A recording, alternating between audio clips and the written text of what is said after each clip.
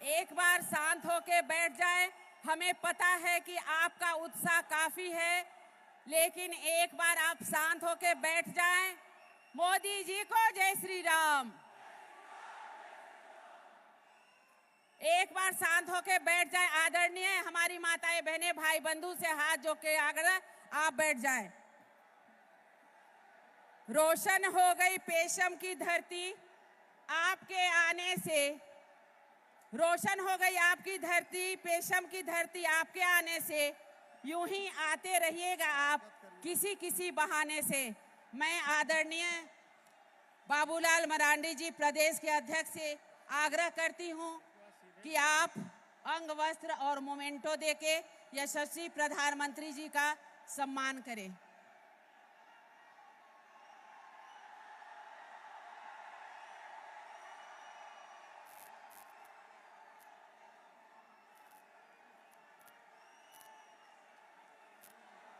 मैं बुलाना चाहती हूं हमारी कोडरमा की लोकसभा प्रत्याशी माननीय अन्नपूर्णा देवी जी को कि आप मोमेंटो देकर हमारे विश्व के लोकप्रिय नेता का सम्मान करें। मैं माननीय विधायक जमुआ केदार हाजरा जी और माननीय विधायक बरकट्ठा अमित यादव जी से आग्रह करती हूं कि आप मोमेंटो देकर माननीय प्रधानमंत्री जी को सम्मानित करें। एक बार आप लोग साइड होंगे तो हम बोल पाएंगे। भैया प्लीज थोड़ा सा पीछे हो जाए, थोड़ा सा पीछे हो जाए प्लीज। दुनिया में भारत का परचम लहराने वाले उन्हीं को जी, विकास का कीर्तिमान स्थापित करने वाले, मां भारती के चरणों में अपना सर्वस्व न्यौछावर करने वाले, गरीब कल्याण से लेकर चंद्रयान तक की सफलता को लेकर प्रतिबद्ध रहने वाले यशस्वी प्रधानमंत्री, जन जन के नेता आदरणीय श्री नरेंद्र भाई मोदी जी को मैं अपने आशीर्वचनों के लिए आमंत्रित करती हूं। आप अपने आशीर्वचनों से अनुग्रहित करें।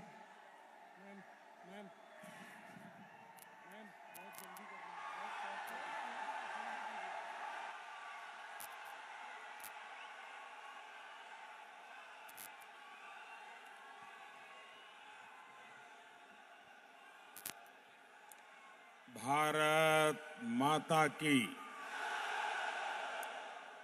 भारत माता की।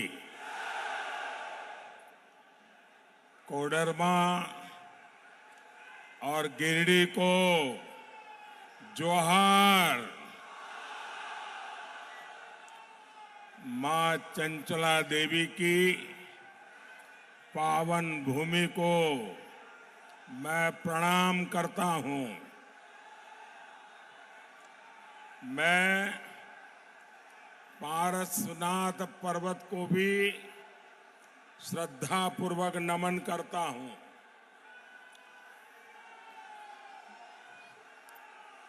हम बचपन से एक नाम हमेशा सुनते आए। जब रेडियो का जमाना था, झुमरी तलैया। झुमरी तलैया का नाम पूरा हिंदुस्तान जानता है। मैं तो देशवासियों को कहूंगा कि आपने जितना झुमरी तलैया का नाम सुना है, उससे भी अधिक हमारा झुमरी तलैया सुंदर है।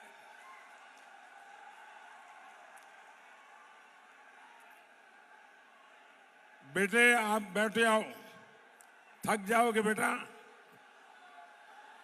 थक जाओगे। भाई कोई इस बच्चे ने एक तस्वीर बना के लाया है, जरा एसपीजी के लोग ले लेना।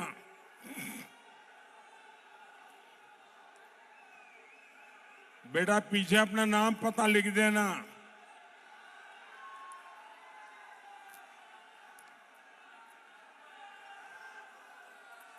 भारत माता की, भारत माता की। मैं सीधे काशी से आपके बीच आ रहा हूं। मुझे आने में विलंब हुआ, इसलिए आप सब मुझे क्षमा करें। और मुझे बताया गया कि आप में से बहुत लोग सुबह 8:30 बजे आके बैठ गए थे।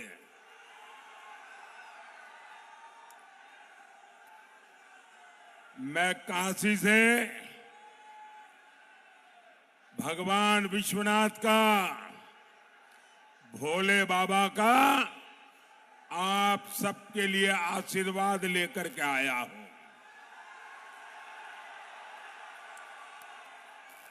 मैं आज काशी में अपना नामांकन दाखिल करने के बाद ये मेरी पहली जनसभा है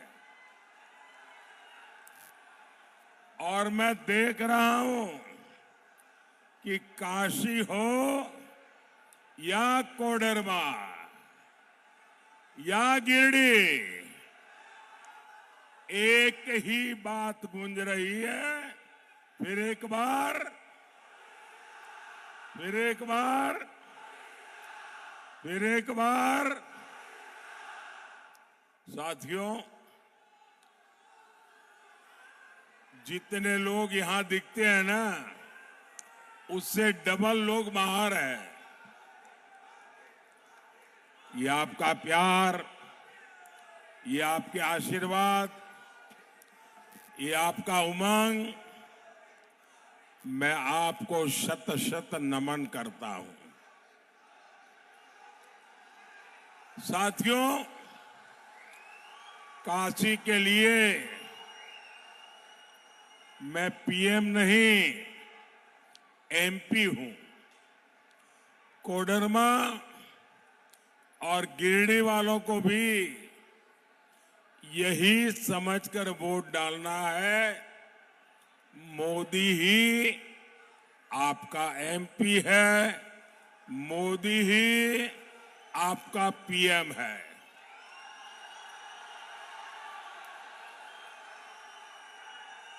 कोडरमा से बहन अन्नपूर्णा देवी और गिरिडीह से आजसू के हमारे साथी श्री चंद्रप्रकाश चौधरी जी, इन दोनों को आप भारी बहुमत से जिताकर दिल्ली भेजिएगा।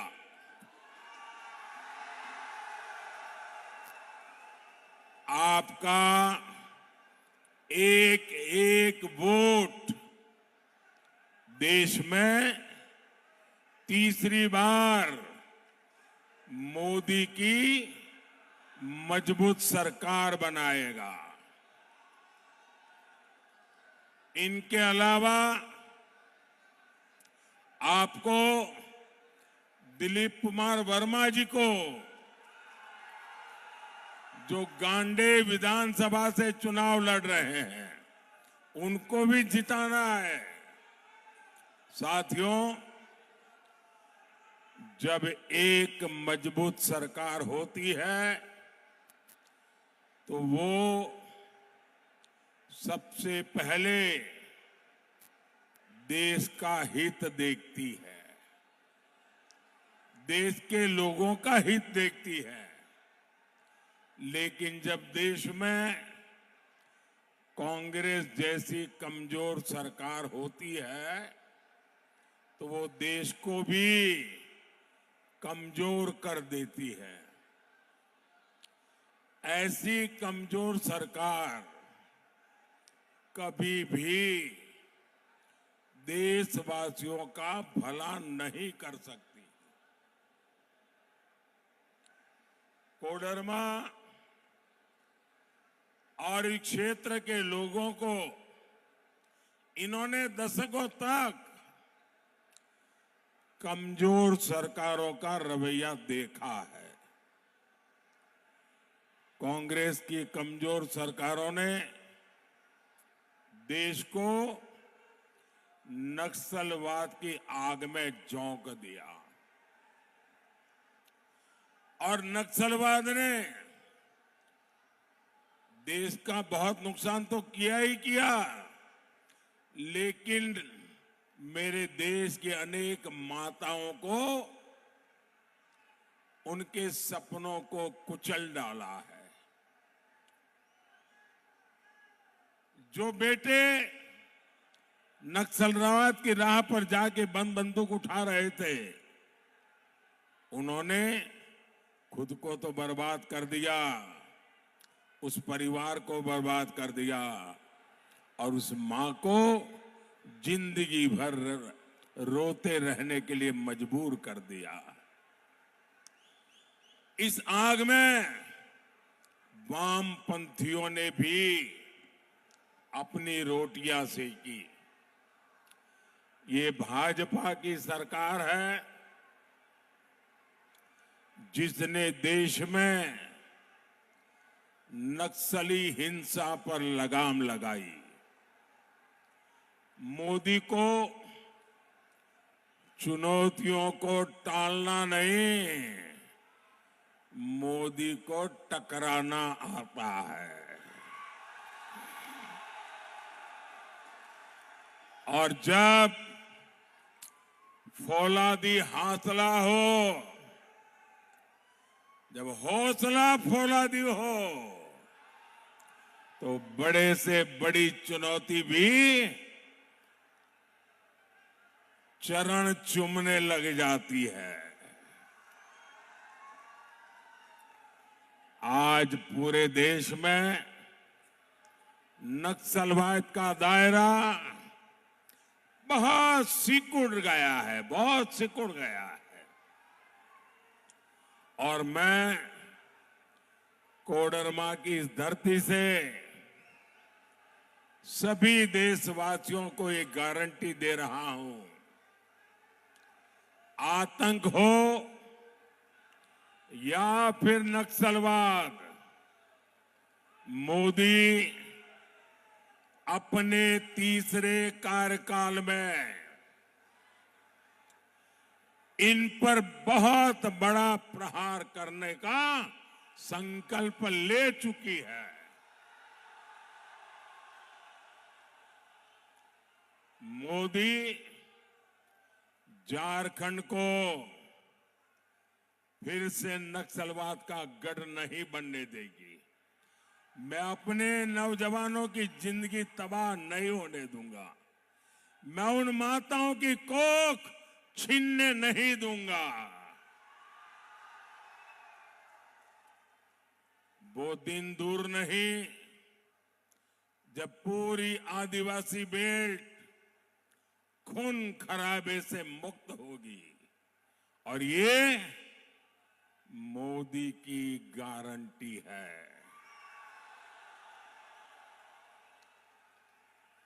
साथियों, आज आपने टीवी पर देखा होगा, कल रात को टीवी पर देखा होगा, इस पूरे चुनाव में अगर कोई पूछे मुझे कि मोदी जी सबसे संतोषजनक बात क्या लगी, तो मैं कहूंगा कल श्रीनगर में जो मतदान हुआ है, लोकतंत्र के प्रति जिस प्रकार से श्रद्धा व्यक्त की गई है, भारत के संविधान प्रति जो मोहर लगाई गई है, दशकों बाद श्रीनगर में चुनाव का उत्सव था। दशकों बाद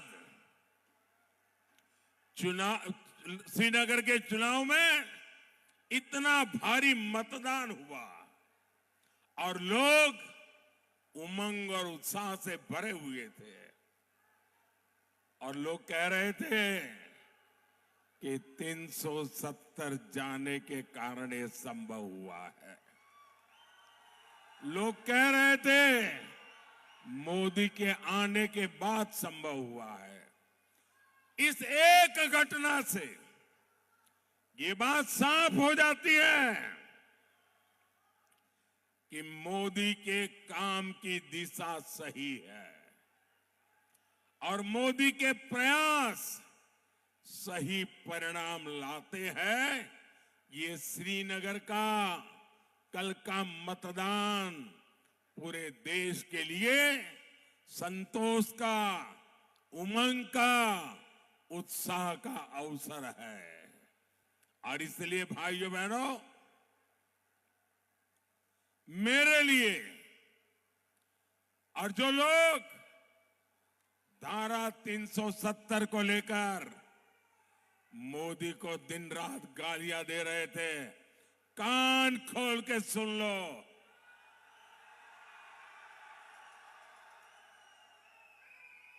ये धारा 370 की दीवार हटी है, हमारे दिलों को जोड़ दिया है। हमारे सपने, हमारे अरमान एक साथ आगे बढ़ रहे हैं। भारत के लोकतंत्र के जीवन में इससे बड़ी कोई घटना नहीं हो सकती है। साथियों, जब मैं देश हित में इतने सारे काम कर रहा हूं, तो जामुमो कांग्रेस और आरजेडी वाले बौखलाए हुए हैं, संतुलन खो चुके हैं। यही कोडरमा में इंडी गठबंधन के एक नेता ने मुझे गोली मारने की बात कही थी।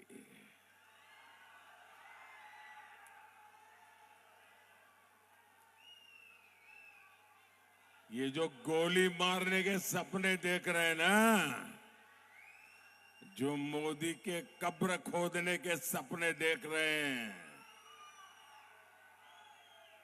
जरा यहां आइए, ये नजारा देखिए, ये माताओं बहनों का प्यार देखिए। ये गोली मारने वालों, यही मेरा सुरक्षा कवच है, यही मेरा सुरक्षा कवच है। यही लोग मोदी को जीने की ताकत देने वाले लोग यहां बैठे। और जिस मोदी को गरीब से गरीब, अबाल वृद्ध सहित, माता बहन सहित जब रक्षा कवच बन जाता है ना, तो मोदी को तो अमरत्व प्राप्त हो जाता है, अमरत्व प्राप्त हो जाता है। साथियों, मैं किसी राजघराने में पैदा नहीं हुआ हूं, मैं किसी शाही परिवार में पैदा नहीं हुआ हूं, और न ही मेरे पिता किसी गांव के चुनाव में प्रधान भी बने हैं। मेरे परिवार का कोई चुनाव तक नहीं लड़ा है। मैं गरीब मां का बेटा हूं। चाय बेचते बेचते यहां पहुंचा हूं, और आपने मुझे पहुंचाया है। और इसलिए किसी को अच्छा लगे, किसी को बुरा लगे, मैंने गरीबी देखी है, मैं गरीबी को जिया हूं, और जो मुसीबतें मैंने झेली हैं, मैं मेरे देश के गरीबों को उससे मुक्ति दिलाना चाहता हूं। और इसलिए मोदी का मंत्र है, वंचितों को वरीयता। जिन्हें पहले कोई पूछता तक नहीं था, मोदी उन्हें पूजता है, भक्ति भाव से पूजता है। पहले आपके इलाज की, सस्ते इलाज की किसी ने चिंता नहीं की, हमारे परिवारों में तो अगर कोई मां बीमार हो जाती है, कितनी ही पीड़ा क्यों न हो, वो कभी घर में किसी को बताती नहीं है।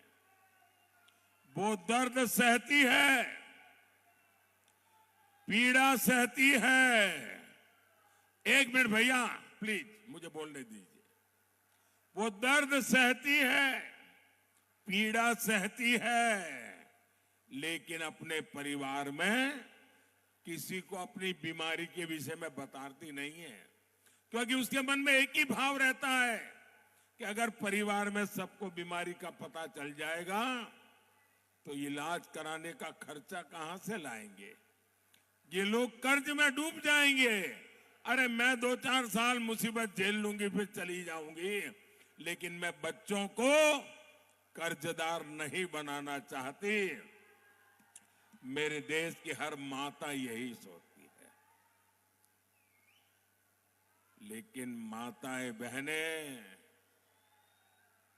अब आपको दर्द छिपाना नहीं है, अब आपको पीड़ा नहीं सहनी है। अब दिल्ली में आपका बेटा बैठा है।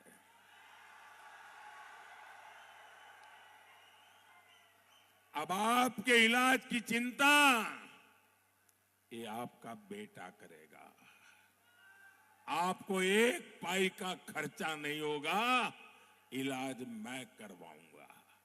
मैंने देश भर के मेरे गरीब भाई बहनों को कहा है, भाइयों बहनों, मैंने देवघर में एम्स बनवाया, हिंदुस्तान का बढ़िया से बढ़िया अस्पताल। देवघर एम्स से इस क्षेत्र के गरीबों को बहुत बड़ा सहारा मिला है।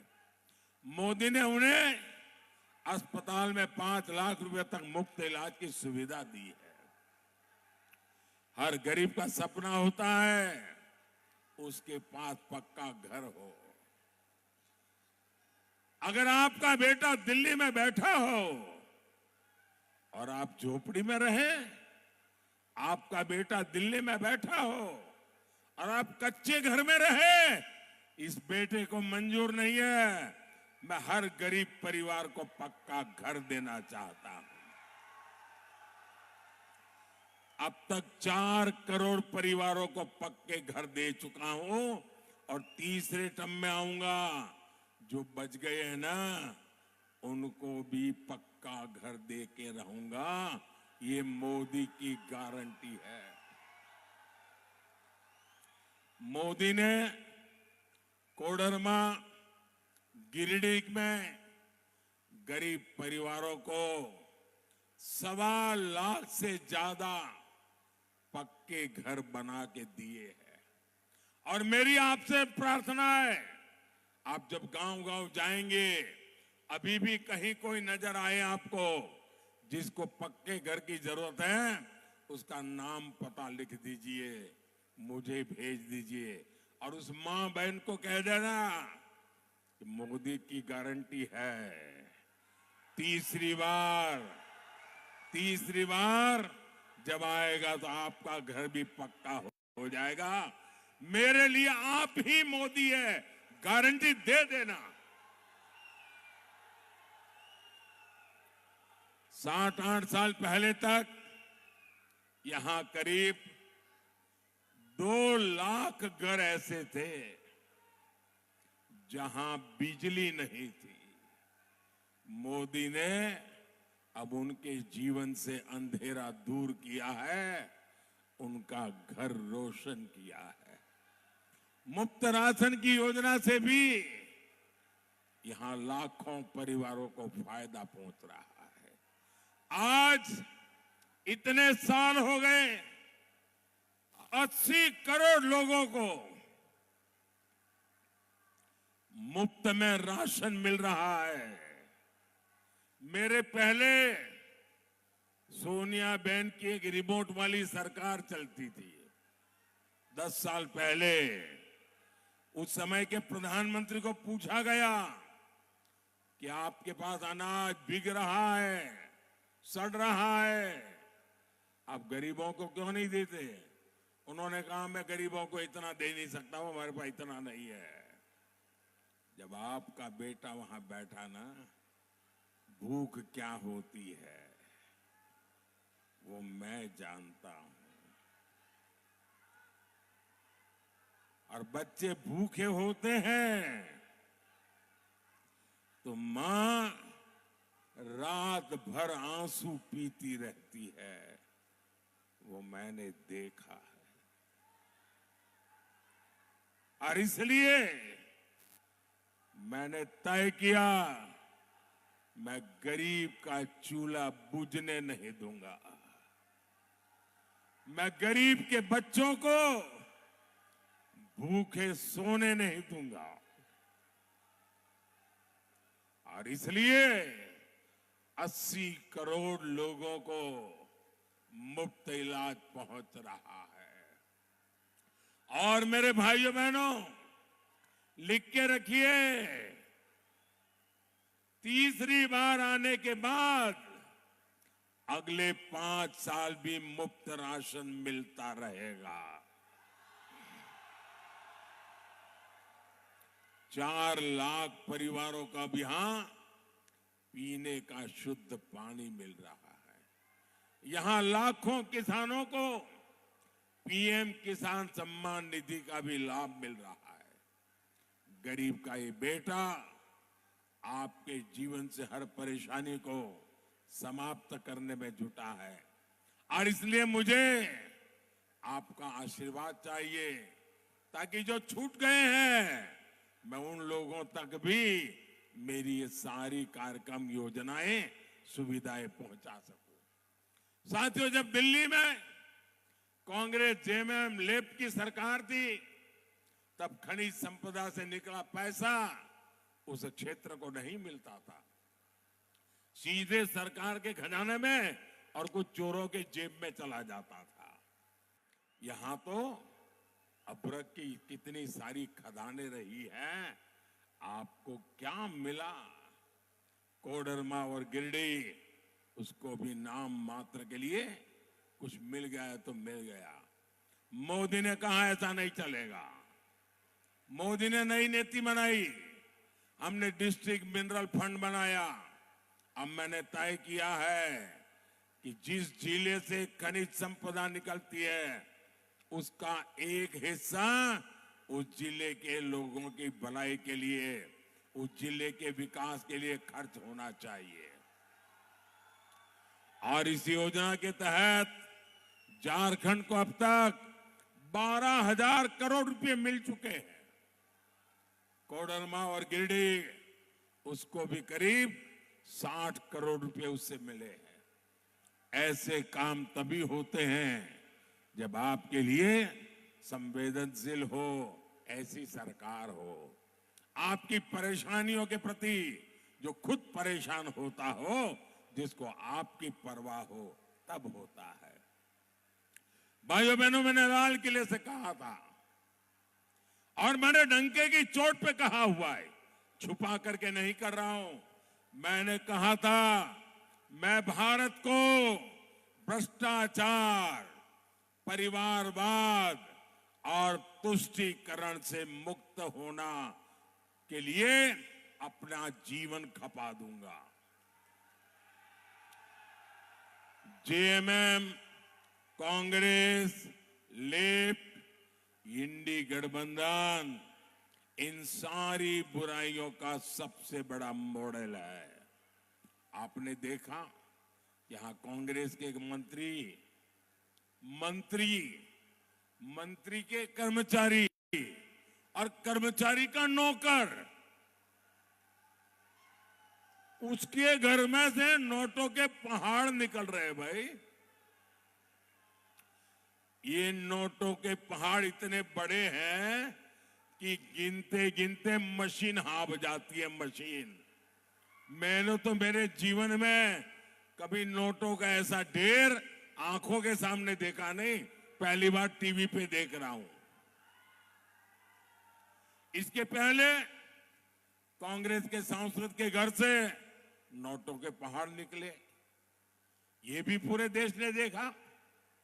मुझे बताइए, ये सारे जिनके यहां से पैसे निकल रहे हैं, ये किसके करीबी है? अफसरों के घर से पैसे निकले, वो भी उनके खासम खास। नेताओं से यहां निकले पैसे, वो भी उनके खास। नौकरों से पैसे निकले, वो भी उनके खास। मतलब ये इनके सिर पर किसका हाथ है भाई? यही तो लोग है ना। ये जो भी करते हैं वो शाही परिवार के इशारे से करते हैं। आपके गांव की सड़कें, पुल, नहरें नहीं बनी, वो आज भी खस्ता हाल है, क्योंकि वो पैसा मंत्री जी के यहां पहुंच जाता है, उनके कर्मचारी के यहां पहुंचता है, उसके नौकर के यहां पहुंचता है। साथियों, ये तो अभी शुरुआत है। मैं तो और ज्यादा खजाने खोजने वाला हूं। मैं चोरों को नींद से सोने नहीं दूंगा। मैं उनकी नींद तो उड़ा दूंगा, उनके खजाने भी खाली करके रखूंगा। ये पैसे आपके हैं, इन पैसों के मालिक आप हैं। कोई चोरी लूट नहीं कर सकता है। मोदी इन पर कड़ी कार्रवाई कर रहा है और इसलिए ये मोदी को गोली मारने की बातें करते हैं, मोदी को गोली गालियां देते हैं। साथियों, झारखंड में आज अपनी आस्था का पालन करना मुश्किल हो गया है। हमारे आराध्यों की मूर्तियां तोड़ी जा रही है। जिहादी मानसिकता वाले घुसपैठिए झुंड बनाकर हमला कर रहे हैं। झारखंड सरकार आंखें मूंद करके बैठी है, पीछे से समर्थन कर रही है। इन घुसपैठियों ने राज्य में हमारी बहनों बेटियों की सुरक्षा को खतरे में डाला हुआ है। क्या झामुमो कांग्रेस आरजेडी वालों को आपका एक वोट भी मिलना चाहिए क्या? उनको कहीं पर भी जगह मिलनी चाहिए क्या? हर बूथ में से उनका पराजय होना चाहिए कि नहीं होना चाहिए? भाई और बहनों, इंडी गठबंधन वालों का तुष्टीकरण का खेल अब चरम पर पहुंच चुका है। ये लोग पहले जो पर्दे के पीछे करते थे, वो आज सामने आकर के कहने लगे हैं। अब ये खुलेआम कह रहे हैं कि मोदी के खिलाफ वोट जिहाद करेंगे, वोट जिहाद। भाइयों बहनों,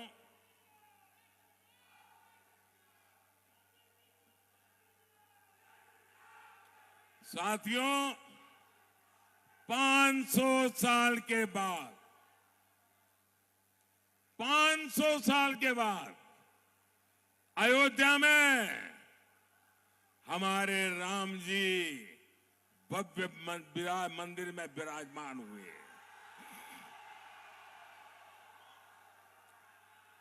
पूरा देश खुश हुआ कि नहीं हुआ? आप सब खुश हुए कि नहीं हुए? बोलिए जय श्री राम, जय श्री राम। लेकिन ये इंडिया अलायंस वाले, ये लोग राम मंदिर को लेकर भद्दी भद्दी बातें कर रहे हैं। आए दिन इन नेताओं को जो बयान आते हैं, वो शर्मनाक बयान आ रहे हैं।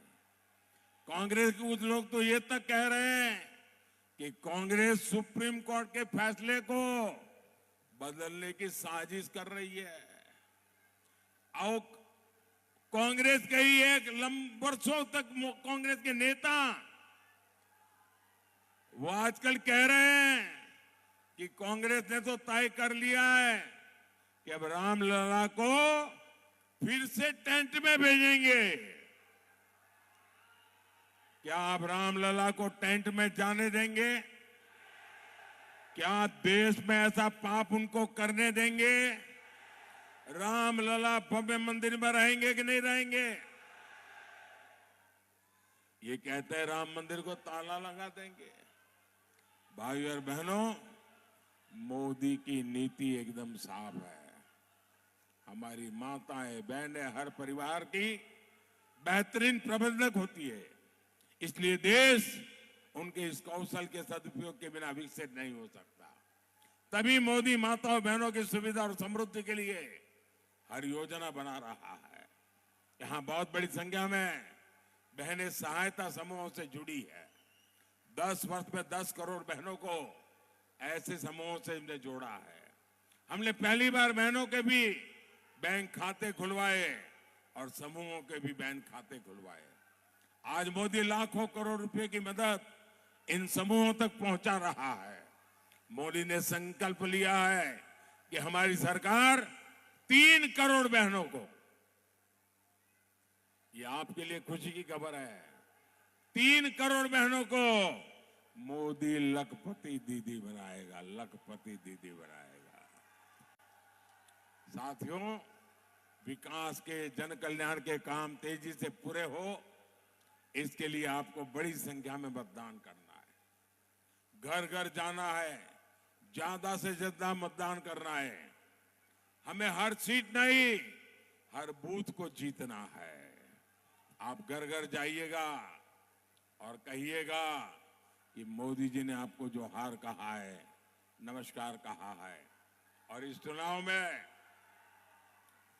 हमारे 2 लोकसभा के साथी और 1 हमारे विधानसभा के साथी, मेरे इन तीनों साथी को आपको विजयी बनाना है। बोलिए भारत माता की, भारत माता की, भारत माता की। बहुत बहुत धन्यवाद।